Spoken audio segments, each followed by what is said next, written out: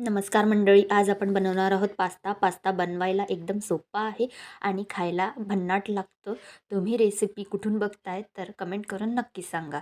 तर त्यासाठी मी थोडी पत्ताकोबी चिरून घेतलेली आहे, शिमला मिरची चिरून घेतलेली आहे, मटारचे दाणे घेतलेले आहेत, एक बारीक चिरलेला कांदा घेतलेला आहे, 3-4 हिरव्या मिरच्यांचे काप घेतलेले आहेत, किसलेलं आलं लसूण घेतलेलं आहे.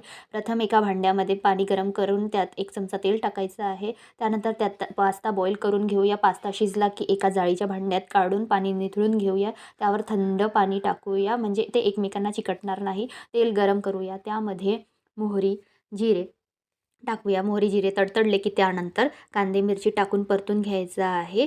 त्यानंतर त्यामध्ये पत्ताकोबी, शिमला मिरची, मटारचे दाणे टाकून घेऊया. किसलेलं आलं टाकून घेऊया. छान परतून घ्यायचं आहे.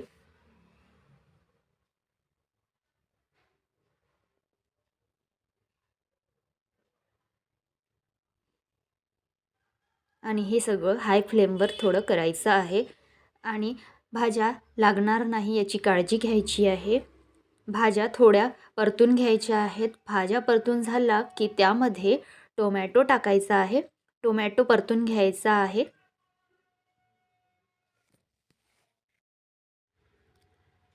टोमॅटो नीट परतून झाला की त्यामध्ये पास्ता मसाला ॲड करायचा आहे.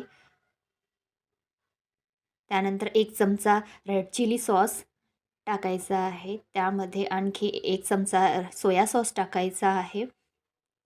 मीठ टाकायचं आहे, ओरेगॅनो टाकायचं आहे, पास्ता टाकायचा आहे. छान मिक्स करून घेऊया. 5 मिनिटे परतून घेऊया. 5 मिनिटे परतून घ्यायचं आहे.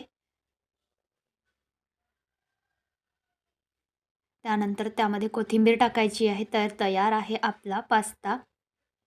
रेसिपी आवडल्यास चॅनलला सबस्क्राईब करा, लाईक करा. भेटूया